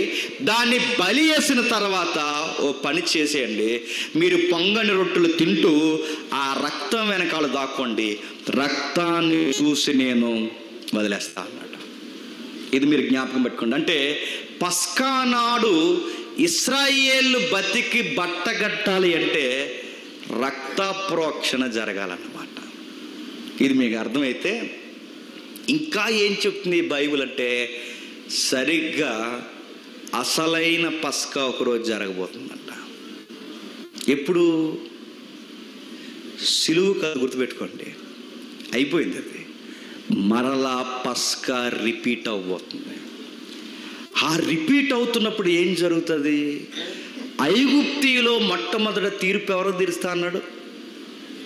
ఎవరికి? దేవుళ్ళకి. రెండవ రాకల్లో వచ్చిన వెంటనే దేవుడు మళ్ళీ ఎవరికి తీర్పులు తీరుస్తా అంటున్నాడు తెలుసా? మళ్ళీ దేవుళ్ళుగా పిలువబడుతున్న ఆత్మలకే తీర్పు తీరుస్తాడంట. అంటే మీకు అర్థమవుతుందో లేదో, ఐగుప్తీయులో ఏదైతే జరిగిందో సేమ్ మళ్ళీ అది రిపీట్ అవ్వబోతుందంటే బైబిల్ అంటుంది ఎస్, రెండవ రాకళ్ళు అదే రిపీట్ అవ్వబోతుంది. ఎక్కడుంది ఇది? ఎపిసీలకు రాసిన పత్రిక ఒకసారి చూడండి. ఎపిసీలకు రాసిన పత్రిక 2వ అధ్యాయం మొదటి 3 వచనాలు చూడండి. ప్రపంచం మొత్తం చెప్తున్నాడు, మీ అపరాధముల చేతను పాపముల చేతను మీరు చచ్చిన వారై ఉండగా ఆయన మిమ్మల్ని క్రీస్తుతో కూడా బ్రతికించెను, మీరు వాటిని చేయొచ్చు. జాగ్రత్తగా వినండి. వాయుమండల సంబంధమైన అధిపతిని అనగా అవిధేయులైన వారిని ఇప్పుడు ప్రేరేపించు శక్తికి అధిపతిని అనుసరించి ఈ ప్రపంచము ధర్మము చొప్పున మునిపు నడుచుకొంటిరి, వారితో కలిసి మనమందరము శరీరము యొక్కయు మనస్సు యొక్కయు కోరికలను నెరవేర్చుకొనుచు శరీరాశలను అనుసరించుచు మునుపు ప్రవర్తించుచు కడము వారి వలనే స్వభావ సిద్ధముగా దైవోగ్రతకు పాత్రులమై ఉంటుంది. బాగా వినండి. ఐగుప్తీ ప్రజలు, ఇశ్రాయేలు ప్రజలందరూ ఆ రోజు వాయుమండల సంబంధమైన దేవుళ్ళను నందుకు మరణదూత వచ్చిందంట. సేమ్ బాగా వినండి. అంటే ఐగుప్తీ మీదకి దేవుడు మరణదూత రావడానికి కారణం ఆ రోజు వాయుమండల సంబంధమైన ఆ పడిపోయిన పతనమైన ఆత్మలు దేవుడుగా వెలసెల్లాయి. ఆ వెలసెలిన వాటిని వాళ్ళు మొక్కుతున్నారు. ఆ మొక్కుతున్న వాటికి తీర్పు తీర్చడానికి, వాటిని మొక్కుతున్న వాటికి తీర్పు తీర్చడానికి ఆ రోజు ఆయన వచ్చాడు. ఇప్పుడు రెండవ రాకడలో కూడా ఎందుకు రాబోతున్నాడంటే, ఈ వాయుమండల సంబంధమైన పతనం అయిపోయిన ఈ దయ్యాలకి, ఈ ప్రపంచాన్ని నడిపిస్తున్న సాతానికి తీర్పు తీర్చడానికి రాబోతున్నాడు. ఇప్పుడు బాగా మీకు అర్థం అవ్వాలంటే, ఆ రోజు తీర్పు జరుగుతున్నప్పుడు ఆ తీర్పులో ఉగ్రత పాలైపోకుండా ఉండాలి అంటే రక్తం వెనకాల దాక్కోవాలి. ఇప్పుడు రెండవ రాకడలో మళ్ళీ అదే తీర్పు రాబోతుంది. ఆ రోజు ప్రపంచం మీదకి దేవుడు వచ్చినప్పుడు ఈ ప్రపంచ దేశాల మీద మరణ ఘోష వినబడుతుందట, పీనుగులు కనబడతాయంట. అన్నమాట అర్థమవుతుందో లేదో? అంటే ఎక్కడ చూసినా మరణ ఘోష. ఆ రోజు ఐగుప్తులో ఆ ఇంటికి వెళ్ళినా శవం, ఈ ఇంటికి వెళ్ళినా శవం, ఈ ఇంటికి వెళ్ళినా శవం. రెండవ రాకడలో కూడా ఎలా ఉంటుంది? శవాల గుట్టలు కనబడతాయంట, పీనుగులు తేలిపోతాయట, గెద్దలు పోగవుతాయట. అంటే పీనుగులు, గ్రద్దలు, మరణఘోష, ఈ పంచభూతాల మిక్కటమైన యాండ్రముతో లయమైపోవడం, ఇవన్నీ ఎప్పుడైతే జరుగుతాయో, ఈ మరణఘోష సంభవిస్తున్నప్పుడు తప్పింపబడాలి అంటే మనము కూడా రక్తం వెనకాల దాక్కోవాలి అంట. నేను అడుగుతున్నాను, ఆ రోజు ఇశ్రాయేల్ ఏదో పెద్ద పుణ్యాత్ములని తప్పింపబడలేదు, రక్తాన్ని బట్టి తప్పింపబడ్డారు. ఈరోజు మనమేదో 40 రోజులు భక్తి శ్రద్ధలతో ఉన్నామని తప్పింపబడడం గుర్తుపెట్టుకోండి. యేసు రక్తమును బట్టి తప్పింపబడతాం గుర్తుపెట్టుకోండి. అంటే ఈయన పస్కా నాడే ఎందుకు చనిపోవాలి? ఆ గొర్రె పిల్ల ఈ గొర్రె పిల్లను చూపించడానికి, ఆ రక్తము ఈ రక్తాన్ని చూపించడానికి, ఆ దేహము ఈ దేహాన్ని చూపించడానికి. అందుకే ఆ గొర్రె పిల్లని కుటుంబం అంతా గుండెలు బాదుకుంటూ తినడం. అంటే ఆ శరీరాన్ని, గొర్రె పిల్ల శరీరాన్ని తినాలి. ఇప్పుడు రెండవ రాకడలో ఎవడైనా తప్పింపబడాలి అంటే ఆయన శరీరాన్ని తినాలి. చెప్పండి, ఆయన రక్తాన్ని తాగాలి, ఆ రక్తాన్ని ఒప్పుకొని ఆ సిలువ వెనకాల దాక్కోవాలి. లేదా నా ఇష్టం వచ్చినట్టు బతుకుతాను, నాకు ఎలా ప్రేరణ వస్తే అలా బతుకుతానంటే, ఈ దురాత్మల సమూహానికి తీర్పు తీర్చడానికి వచ్చిన దేవుడు వాడిని వెంబడించిన ఎవరిని వదల గుర్తుపెట్టుకోండి. ఎలా ఉన్నాడంటే ప్రపంచాన్ని ఆవహించేసి ఉన్నాడు. వాడు ఒక గేలం వేస్తాడు. ఆ గేలం పేరు పాపం. ఆ పాపం ఎలా ఉందో కయ్యేను దగ్గర నుంచి మనకు కనబడుతుంది. ఒకసారి రండి, ఆది కాండము జాగ్రత్తగా రండి. ఆది కాండము 4వ అధ్యాయం, ఆది కాండము జాగ్రత్తగా వినండి. ఆది కాండము 4వ అధ్యాయం 6వ వచనం నుంచి చూడండి. యెహోవా కయ్యేనుతో, నీకు కోపమేలా, నీ ముఖము చిన్నబుచ్చుకొని ఉన్నావేమి, నీవు సత్క్రియ చేసిన ఎడల తలెత్తుకొనవా, సత్క్రియ చేయని ఎడల వాకిట పాపము పొంచి ఉండును. ఏంటట? నీ ఎడల దానికి వాంఛ కలుగును. బాగా వినండి, పాపాన్ని ఎలా పోలుస్తున్నాడు? అది ఏలాలనుకుంటుందట. మూలం ఏమి రాశారు చెప్పనా? ఫోర్స్, లా. ఇంకేమి రాశారు చెప్పనా? డెవిల్ అని రాశారు. అంటే పాపం అనగానే అదేదో మెల్ల కనబడదు అనుకోకండి. పాపానికి ఎబ్రూలా అన్న పదం అక్కడ ఆ రోజుల్లో ఒక రాక్షసి మింగెళ్ళిపోతుందన్న కథలుగా చెప్పుకునేవారట. సేమ్ పాపానికి దొరికే ప్రతి ఒక్కడి దగ్గర ఏముంటుంది చెప్పిన? రాక్షసిలా ఉంటుందట. ఎవరు? పాపం. అది ఏం చేస్తుంది? అది మనల్ని ఏలాలనుకుంటుందట. కయ్యేనిగాడు అనుకుంటాడట, ఏలలేకపోయింది. అది అపోస్తుల్ని ఏలలేకపోయింది. అది ప్రభు అయిన యేసుక్రీస్తు వారి దగ్గర నిలబడలేకపోయింది పాపం. కానీ కయ్యేనిగాడిని ఏలడానికి కారణం ఏంటి చెప్పండి? వాడిని ఏలడానికి కారణం ఏంటి చెప్పనా? వాళ్ళలో జలసీ ఉంది. జలసీ అంటే ఎదుటోడు బాగుంటే చూడలేడు. పాపానికి ఎవరు దొరికేస్తారయ్యా అంటే మళ్ళీ చెప్పండి. నీ ఎదురింటోని చూసి ఏడిసావనుకో, దొరికేస్తావు, గుర్తెట్టుకో. పక్కోళ్ళు మంచి బట్టలు వేసుకుంటే ఏడుస్తున్నావంటే దొరికేస్తావు, గుర్తెట్టుకో. ఎదుటోళ్ళు వస్తువులు పెట్టుకుంటే ఎదవేడు పేడుస్తున్నావంటే దొరికేస్తావు. అంటే నీలో అసూయ, ఎదుటోళ్ళని చూడలేని గుణం నీలో ఉంటే, ప్రతి ఒక్కడికి పేర్లు పెట్టి తిరిగే నైజు నీకుంటే నీలోకి ఎగేసుకుని వస్తుందట దాని పేరు పాపం, గుర్తుపెట్టుకో. అది వచ్చి ఏం చేస్తుంది ఇక్కడ రాయలేదు కానీ క్రొత్త నిబంధనలు రాశాడు. ఒకసారి చూడండి, రోమిలికి రాసిన పత్రిక అది ఏం చేస్తుంది చూడండి. అది ఒక మనిషిలాగా, ఒక ప్రభుత్వం లాగా, ఒక ఫోర్స్ లాగా, ఒక గవర్నమెంట్ లాగా అది ఎలా ఉందో చెబుతున్నాడు చూడండి. రోమిలికి రాసిన పత్రిక 7వ అధ్యాయం 14వ వచనం నుండి.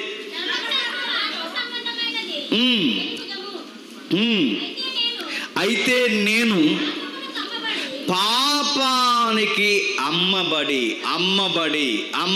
నేను అడుగుతున్నాను, పాపం కొనేస్తుందా అంటే చెప్పండి, కొనేస్తుంది.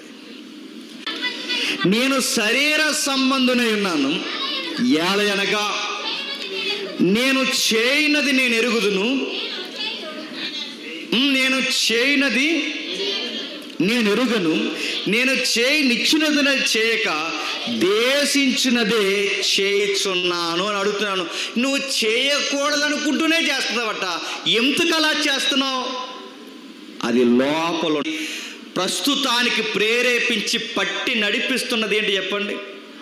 సాతాను, వాడి ఏజెంటు పాపము, గుర్తుపెట్టుకో. అందుకే చూడండి, అలా చేయకూడదు అనుకున్నానండి, ఎలా చేస్తాను నాకు తెలియదండి అంటే నువ్వు అనుకుంటావు, కానీ అది చేయిస్తుంది. నేను అలా చూడకూడదు అనుకున్నానండి, ఎందుకు చూసాను నాకు అర్థం అవ్వలేదండి అంటే నువ్వు చూడకూడదని అనుకుంటావు, కానీ అది చూసేలా చేస్తుంది. ఎందుకంటే ఆ ఫోర్స్ నిన్ను లొంగ తీసుకుంటుందట. నేను లోపడుతున్నాను, కొనబడ్డాను, లొంగిపోయాను, ఈ పదాలన్నీ ఏంటో చెప్పినా నన్ను బానిసను చేసింది, నన్ను ఫోర్స్గా బలంగా నడిపిస్తుంది. అది నాలోకి ఎలా వచ్చిందంటే నేను ఎదుటోడు చూస్తే వారవలేను, అందుకే దొరికేశాను. ఒకడు బాగుంటే చూడలేను, ఒకడు సంపాదిస్తే చూడలేను, ఒకడు మంచిగా పాట పాడితే చూడలేను, ఒకరికి దేవుడి మాటలు ఇస్తారంటే ఒక్కడే కాదు, నాలో ఏదో ఒక కోణంలో అసూయ అనేది ఉంది. నాకు పొరుగుని చూస్తే ఏదో ఒక సమయంలో నాకు నచ్చట్లేదు, నాకు మా అన్నయ్య నచ్చితే బయటోడు నచ్చడు, బయటోడు నచ్చితే అన్నయ్య నచ్చడు, అంటే ఏదో ఒక మనుష్యుడు నాకు నచ్చడు. నాకు ఎప్పుడైతే ఈ స్వభావం ఉందో నేను ఎదుటోడికి ఆడికి దొరుకుతానంటే, ఎవడికి? సాతానుగాడికి ఎప్పుడైతే దొరికానో ఆడు ప్రేరేపించడానికి పాపాన్ని పంపుతాడు, అది లోపలికి వస్తుంది, రకరకాల విన్యాసాలు చేస్తుంది. ఏమంటుంది? చూడరా, పర్లేదు చూడంట, నువ్వు చూద్దావు, చెయ్యి, లవ్ చేయి, పర్లేదు చెయ్యి, ఈ వయసులో చేయకపోతే ఎప్పుడు చేస్తావు? భారీ డైలాగులు అవన్నీ చేయి, ఇప్పుడు చేయకపోతే ఇప్పుడు చేస్తావంటే అప్పుడు నీకు పెద్ద డైలాగ్ వినబడుతుంది. ఎవరు చెప్పింది? నాకు నీ మనసు చెప్పించే. మనసులో ఎవడు చెప్తున్నాడు? ఆడుండి చెప్తున్నాడు, గుర్తుపెట్టు. ఆడు లోపలుండి చెప్తున్నాడు, ప్రేరేపించి చెప్తున్నాడు, పాపం చేయి, లవ్ చేయి, తాగు, తిరుగు, తందరాలాడు. కొన్ని చర్చల్లో గుప్పమని వాసన వస్తుందండి, పెద్దలు కూడా తాగేసొస్తారు, తాగుతారు, నడుతున్నాను. వీడికి భయం భక్తి ఏమీ లేదు, ఇక్కడికలా తాగొచ్చాడంటే తాగుతాడు, ఆడిని ప్రేరేపించిందాడు. ఇక్కడేంటి సంసారం ఏంటి, బయట ఏంటి, ఎక్కడేంటి, ఈ విన్యాసాలేంటి, ప్రతి ఒక్కరిని అండర్లో పెట్టింది. తాగుతున్నారు, తిరుగుతున్నారు, సంఘము సమాజం అని భయం లేదు, సంఘంలో కూడా విచ్చలవిడి పనులు చేస్తున్నారు. బయట అబద్ధాలు ఆడుతున్నారు, సంఘంలో అబద్ధాలు ఆడుతున్నారు, బయట పోగిరి పనులు చేస్తున్నారు, సంఘాల్లో చేస్తున్నారు, బయట తాగుతున్నారు, సంఘాల్లో తాగుతున్నారు. ప్రతి ఒక్కడిని ఆడ అండర్లోకి తెచ్చిందట, ఫోర్స్లా పనిచేస్తుందట. కిందికి ఇంకా వాడుతున్నాడు, ఏమని అంటున్నాడు చూడండి 20వ వచనంలో, నేను కోరిన దాన్ని చేసిన దాన్ని చేయనది నా యందు నివసించు పాపమే కానిక నేను కాదు, కాబట్టి నేను చేయు మేలు చేయక కీడునే చేర్చుండి కలుగుతున్న ఒక నియమం అంటే లా అన్నాడు దాన్ని. అంటే ఒక చట్టం లోపల పనిచేస్తుంది. అది ఆదాము దగ్గర నుంచి రిబ్బన్ కటింగ్ చేసింది, కయ్యేనుగాడి దగ్గర ఏలుబాటు చేసింది, కయ్యేనుగాడి దగ్గర నుంచి ఈ రోజు వరకు అందరినీ వాకిట్లో ఉండి మింగేస్తుంది. అది ప్రేరేపిస్తుంది, మింగేస్తుంది, ప్రేరేపిస్తుంది. అంటే ఐగుప్తిలో దురాత్మల సమూహం ఎలా అయితే ఐగుప్తిని ఇశ్రాయేల్ని మింగేసిందో, ఈరోజు ఈ ప్రపంచాన్ని అదే దురాత్మల సమూహం చెప్పండి మింగేసింది. ఈ దురాత్మల సమూహానికి ప్రక్షాళన జరగాలి. ఈ దురాత్మల సమూహానికి తీర్పు జరగాలి. ఈ దురాత్మల సమూహాన్ని వెంబడిస్తున్న వారి మీదకి మరణదూత మళ్ళీ రావాలి. ఈ మరణదూత మళ్ళీ రావాలి అంటే ఆ రాకడ గడియలు దగ్గర పడాలి. ఆ రాకడ గడియలు అంటే దేవుడు మళ్ళీ సంచరించబోతున్నాడు. ఈరోజు ఈయన వచ్చేది ఒక ఐగుప్తి మీద కాదు, ప్రపంచ దేశాల మీద సంచరించడానికి రాబోతున్నాడు. ఈ సంచరించే సమయంలో ఆయన మరణాన్ని అనుమతిస్తాడు. ఎక్కడికక్కడ శవాలు పెరిగిపోతాయి. ఆ శవాల గుట్లో నువ్వు నీ కుటుంబం కొట్టుకుపోకూడదంటే పస్కాను ఆచరించాలి. ఆ పస్కా పేరే చెప్పండి, ఈ 40 రోజుల్లో మన జ్ఞాపకం చేసుకునే ఆయన శరీరము రక్తము. గుర్తుపెట్టుకోండి. అంటే ఈ 6-7 పండగలలో పస్కా నాడే ఎందుకు చనిపోయాడంటే అది తీర్పు తీర్చే పండగ గనక ఆ రోజే చనిపోయాడు. అది తీర్పు తీర్చే పండగ అంటే ఐగుప్తిలో జరిగిన తీర్పే మళ్ళీ ప్రపంచం మీద ఒక రోజు జరగబోతుందంటే ఎస్, మునుపు జరిగినదే చెప్పండి మళ్ళీ జరగబోతుంది. దేవుడు ఎలాంటి చెప్పనా, ఆయన ముందుగా ఏది చెప్పకుండా చేయడం తన పిల్లలకు అన్నీ చెప్తాడు. కాకపోతే మనమే చదివేయడం. ఆయన అన్నీ చెబుతాడు. ఆయన ఎప్పుడు ఏది జరగబోతుంది, ఇదిగో మొదటి పండుగ ఏం జరగబోతుంది, రెండో పండుగ ఏం జరగబోతుంది, మూడో పండుగ ఏం జరగబోతుంది, 4వ ఫెస్టివల్లో ఏం జరుగుతుంది, 5లో ఏం జరుగుతుంది, 6లో ఏం జరుగుతుంది, 7 వారాలు ఏం జరగబోతుంది, మొత్తం లిస్ట్ ఇచ్చాడు చూచాయిగా. ఆ రోజు చూచాయిగా వాటిని చూపించే రుజువులు క్రీస్తులో నెరవేర్చుకుంటూ వచ్చేస్తున్నాడు. సరిగ్గా యేసుక్రీస్తు వారు వచ్చే సమయానికి ఎవరు రక్షణ పొందుతారంటే 40 రోజులు పాటించిన వాళ్ళు రక్షణ పొందుతారు లేదో నాకు తెలియదు, కానీ ఆయన రొట్టె ద్రాక్షరసాన్ని బాధ్యతతో తీసుకున్న వాళ్ళు బతికి బట్టకడతారు. చాలా జాగ్రత్తగా తీసుకోవాలి అది. అందుకే చూడండి, పస్కా తీసుకుంటున్నప్పుడట ఆతృతతో గుండెలు బాదుకుంటూ పొంగన రొట్లు దగ్గర తెచ్చుకుని కంగారుగా తినమన్నాడు. అటెన్షన్లో ఉండమన్నాడు. సేమ్ ఇది పాటిస్తున్నప్పుడు కూడా జాగ్రత్త పాటించమన్నాడు. పాటించకపోతే ఏమవుద్ది, పస్కాని సరిగ్గా పాటించకపోతే చంపేస్తాడన్నది ఎంతో వాస్తవమో, ప్రభురాత్రి భోజనం దగ్గర నీరసం వేసాలు వేశారనుకోండి చంపేస్తాడన్నది కూడా అంతే వాస్తవం. కాకపోతే స్టేజ్గా హెచ్చరిస్తాడట. 3 స్టేజ్లు ఉంటాయి. ఆ 3 స్టేజ్లు హెచ్చరిస్తాడు. అదేంటో ఒకసారి చూడండి. కొరింథీయులకు రాసిన మొదటి పత్రిక 3వ అధ్యాయం.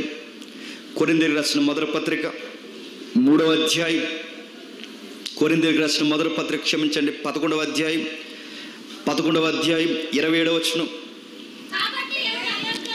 కాబట్టి ఎవడ అయోగ్యముగా ప్రభు యొక్క రొట్టెను తినునో లేక ఆయన పాత్రలోని త్రాగునో వాడు ప్రభు యొక్క శరీరమును గూర్చి రక్తమును గూర్చి అపరాధి అగును.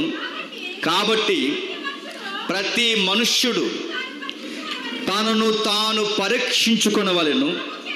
అలాగు చేసి ఆ రొట్టెను తిని ఆ పాత్రలోని త్రాగవలెను. ప్రభు శరీరమని తిని త్రాగువాడు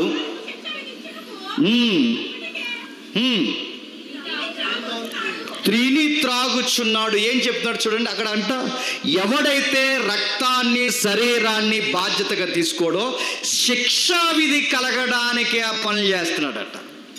కింద చెప్తున్నాడు ఎలా వస్తాయి పనిష్మెంట్లు. అందువలననే మనలో అనేకులు బలహీనులు, రోగులు, చాలా మంది చచ్చిపోతున్నారు. మీకు మాట చెప్పనా, రొట్టెగానే మొక్క ఎక్కువ తీగు, ఆ రొట్టెలో బాధ్యత మరిసావో ముందు నీరసం వస్తుందట. ఆ నీరసం వచ్చినప్పుడు నాకు ఎందుకు నీరసం వస్తుంది, నేను కక్క ముక్క డొక్క బాగానే తింటున్నాను కదా అనుకోకు. నువ్వు మంచిగా తిన్నా నీకు నీరసాలు వస్తున్నాయంటే నువ్వు చర్చిలో రొట్టె విషయంలో ఏదో లూజు పనులు చేస్తున్నావు, గుర్తుపెట్టుకో. నువ్వు బాగానే అన్ని సూత్రాలు పాటించినా నీకు రొట్టె విలువ తెలియలేదు. రొట్టె అంటే రొట్టె అనుకుంటున్నావు, అది పస్కాలో వధింపబడిన గొర్రె పిల్ల శరీరం. అది ముందు నీరసం వస్తుంది. ఏంటి నాకు ఇలా నీరసం వచ్చేసింది, ఓఆర్ఎస్ తాగేద్దాం అనుకుని ఇంకా వచ్చేది నీరసం. తర్వాత నువ్వు ఏ శిలాయిల్ని పెట్టుకున్నా వచ్చేది ఇంకా నీరసం. పశ్చాత్తాపడి, దేవా ఏదో తెలియకుండా నేను సంఘంలో నీతో సహవాసం ఏదో తేడాగా ఉన్నాను, నన్ను క్షమించి ప్రభు అంటే సరే లేదు దాన్ని కొనసాగించావో నీరసము స్టేజ్ మార్చుకొని రోగం అవుతుందట. అదే రోగం అంటే విచిత్రమైన మందులు లేని రోగం వస్తుందా నీకు? నా మాట అర్థమైందో లేదో? ఒకవేళ మందులు ఉన్నాయి పనిచేయని రోగం వస్తుంది, గుర్తుపెట్టుకో. నీరసం వస్తుంది, రోగం వస్తుంది. ఆ రోగం వచ్చినప్పుడు కూడా నీ కళ్ళు తెరవబడకపోతే చచ్చిపోతావు ఒకరోజు, గుర్తుపెట్టుకో. పస్కాని సరిగ్గా ఆచరించకపోతే చంపేశాడన్నది ఎంత వాస్తవమో. ఈ ఒరిజినల్ పస్కాని ప్రభు యొక్క శరీరానికి గుర్తైన రొట్టె, ఆయన రక్తానికి గుర్తైన ద్రాక్ష రసాన్ని ఎవడైతే సరిగ్గా పాటించడో నీరసము, రోగము, ఒకరోజు మరణం. 3 స్టేజుల్లో మడతెట్టి దోసేస్తాడు. పోండి ఇంటి తీసుకెళ్ళి కప్పెట్టని చెప్తాడు అంతే. నేను అడుగుతున్నాను, ఆ రోజు పస్కా ఈ రోజు మనకు చూపిస్తుందంటే యేసు ప్రభు 2వ రాకడలో ఐగుప్తిలో రక్తాన్ని పాటించిన వారు ఎలా బతికి బట్టగట్టారో 2వ రాకడలో ఎవరో బతుకుతారంటే ఈ పద్ధతిని ఎవడైతే పాటించి సహవాసంలో నిజాయితీగా నడుస్తాడో ఆడు బతుకుతాడండి. నేను వచ్చానండి, ఆయన 3 మేకులు జ్ఞాపకం చేసుకున్నానండి. అయ్యో చచ్చిపోయా ప్రభు అని ఆయనకి నువ్వు జాలి చూపించి సెంటిమెంట్ మాటలు చెప్తే రక్షణ పొందుకో. నీ సెంటిమెంట్కి ఏం పడిపోడు ఆయన, గుర్తుపెట్టుకో. చాలామంది ఆయన మీద జాలి చూపిస్తారు, ఆయన నీ మీద జాలి చూపిస్తే నువ్వు వెళ్ళి ఆయన మీద చూపిస్తావు జాలి. ఇలాగే జాలి చూపించే బ్యాచ్ ఎక్కువైపోయి రోడ్డు వెనకాల ఆయన వెనకాల పరిగెడుతుంటే ఆయన అన్నాడు, అమ్మా యెరూషలేము కుమార్తెలారా నా కోసం ఏడవకండి, నా మీద జాలి పడితే మీకు రక్షణ రాదు.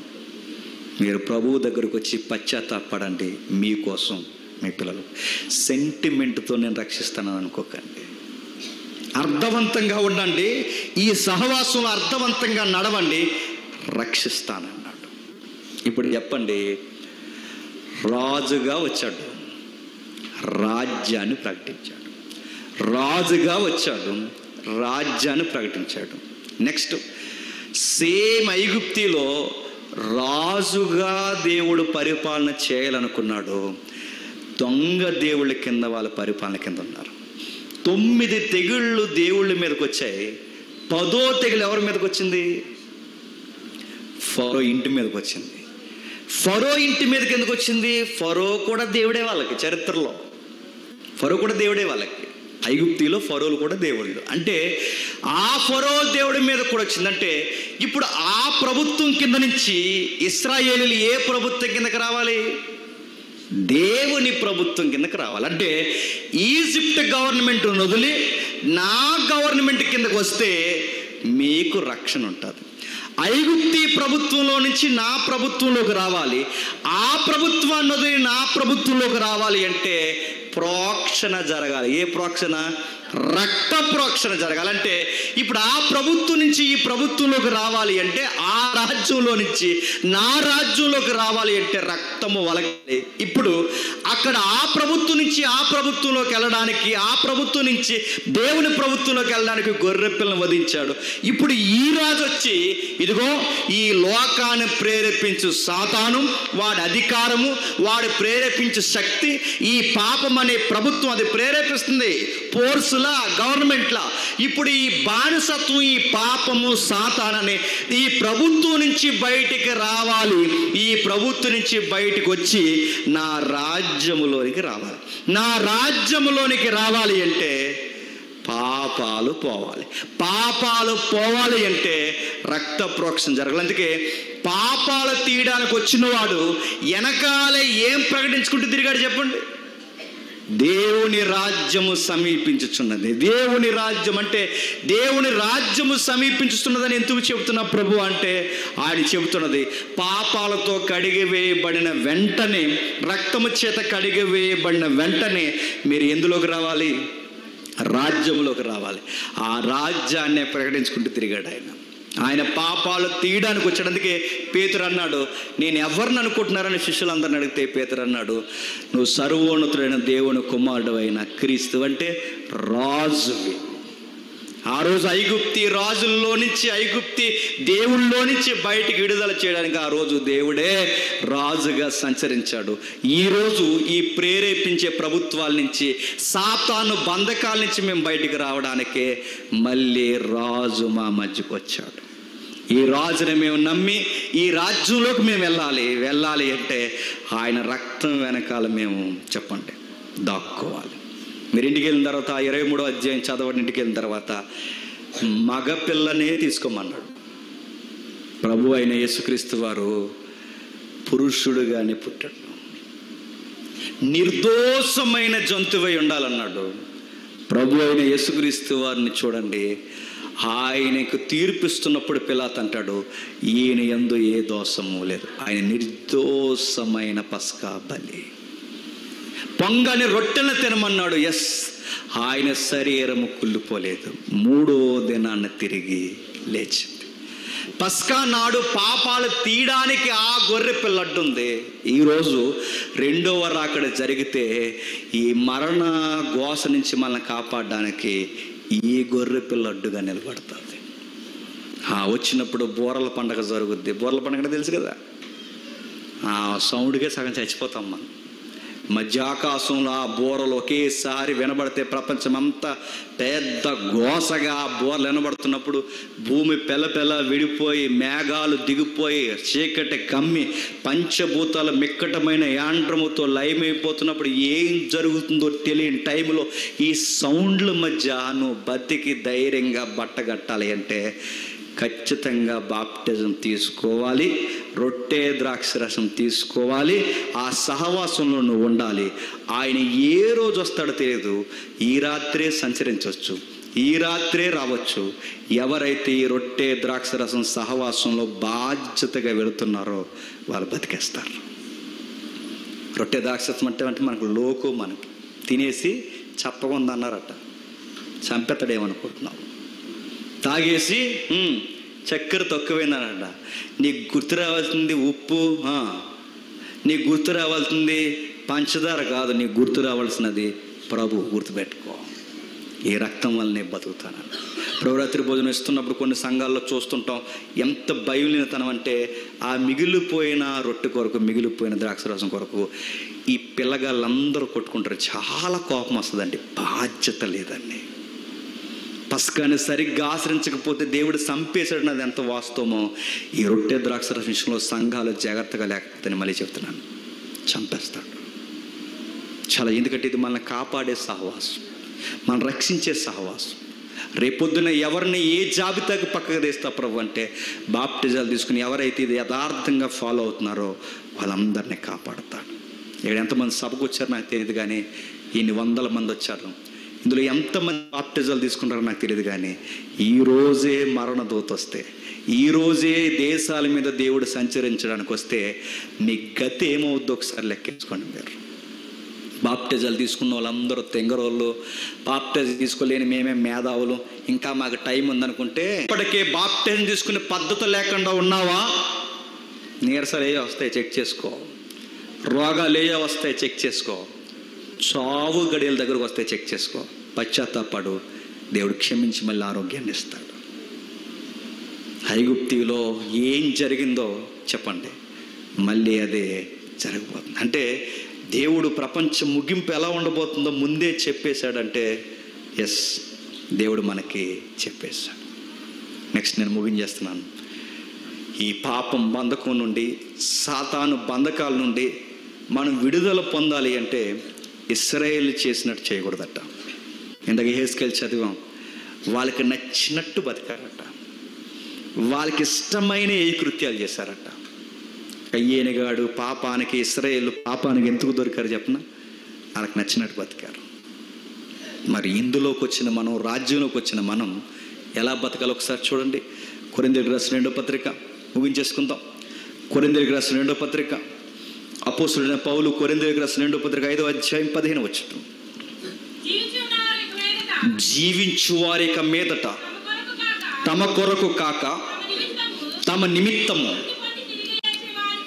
మృతి పొంది తిరిగి లేచిన వారి కొరకే జీవించుటకు ఆయన అందరి కొరకు మృతి పొందిననియు నిశ్చయించుకొనుచున్నాము. ఏమర్థమైంది అంటే, ఇప్పుడు ఈ రాజ్యంలో బతకాలన్నా, ఆయన తీర్పులో బతికి బట్ట కట్టాలన్నా ఎవరి కొరకు జీవించాలి చెప్పండి? దేవుడి కొరకు జీవించాలి. ఆయన ఉచితంగా ఇచ్చిన కృప కొరకు జీవించాలి.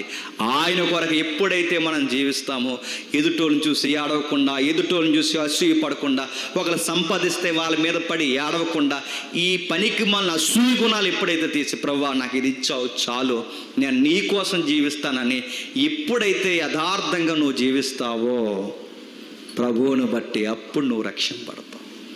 ప్రభువుని అభిషక్తుడిగా, క్రీస్తుగా అంగీకరించాలి. ఎలా అంగీకరించాలట?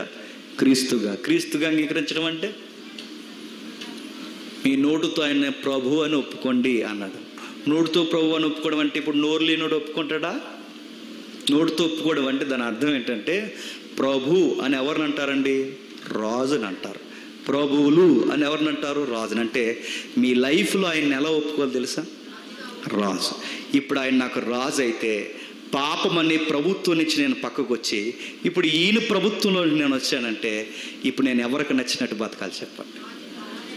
రాజుకు నచ్చినట్టు చూడాలి, రాజు చెప్పినట్టు నడవాలి, రాజు చెప్పినట్టు బతకాలి. రాజుకి ఏది ఇష్టముందో ఆ ఇష్టమైన పనులు చేయాలి. చేయకపోతే రాజ్య బహిష్కరణ చేస్తాడు. ఆ రాజ్య బహిష్కరణ చేసి ఎక్కడ పడేస్తాడు? తీసుకెళ్ళి ఆ పాతాళంలో పడేస్తాడు. కాబట్టి ప్రాయశ్చిత్తమైన ఆ పండుగ రోజు, 6వ పండుగకి ఆయన చనిపోకుండా పస్కా నాడు ఎందుకు చనిపోడంటే, బైబిల్ సెలవిచ్చింది, ఆయనే నిజమైన పస్కా బలి పశువు అన్నారు.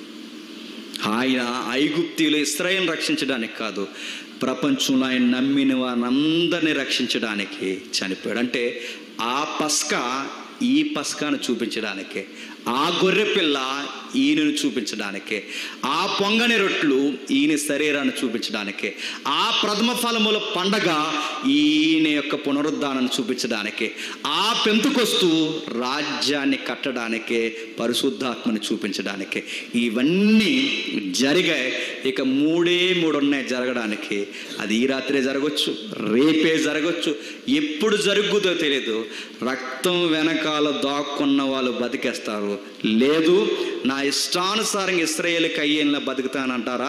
బాప్టిజం లేకుండా, రక్షణ లేకుండా తీసుకున్నా మీ నచ్చినట్టే మీరు జీవిస్తారా? దొరికేస్తారు చెప్తున్నా. అది దొరికేసామో, ఆ రోజైనా దొరికితే వాళ్ళకి ఏదోలా విడుదల ఉందేమో, కానీ ఎక్కడ దొరికితే ఇక మళ్ళీ విడుదల మనకి లేదు. అందుకే సభకు వచ్చిన, చర్చ్కి వచ్చిన పద్ధతిగా బైబిల్ తెచ్చుకోండి. పెద్ద పోటుగాలు మేధావుల్లాగా రాకండి, లింగులింగి మన చేతులు ఒప్పుకుంటా. బైబిల్ తెచ్చుకోండి. ఏం చెబుతున్నారో జాగ్రత్తగా వినండి. బోధ పడితే త్వరగా బాప్టిజం తీసుకోండి. ఇలాంటి సంఘాల్లో, స్థానిక సంఘాల్లో సహవాసం ఏర్పరచుకోండి. రొట్టె ద్రాక్షరసం సహవాసంలో చేతులు కలపండి. ప్రభువా, ఈ రక్తం వెనకాల దాక్కుంటున్నానని మాట ఇవ్వండి.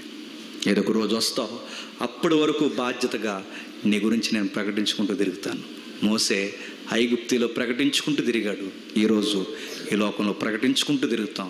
వస్తాడు, మనల్ని తీసుకెళ్ళిపోతాడు. ఆ రోజు వాళ్ళని కానాను తీసుకెళ్ళాడు, మనల్ని నిత్యమైన పరము కానానికి తీసుకెళ్ళిపోతున్నాడు. ఆ రోజు వాళ్ళని ఆ గుడారాల్లో పెట్టాడు, మనల్ని శాశ్వతమైన నివాస స్థలాల్లో పెట్టబోతున్నాడు. దేవుడు మిమ్మల్ని దీవించునుగాక. ప్రార్థన చేసుకుందాం.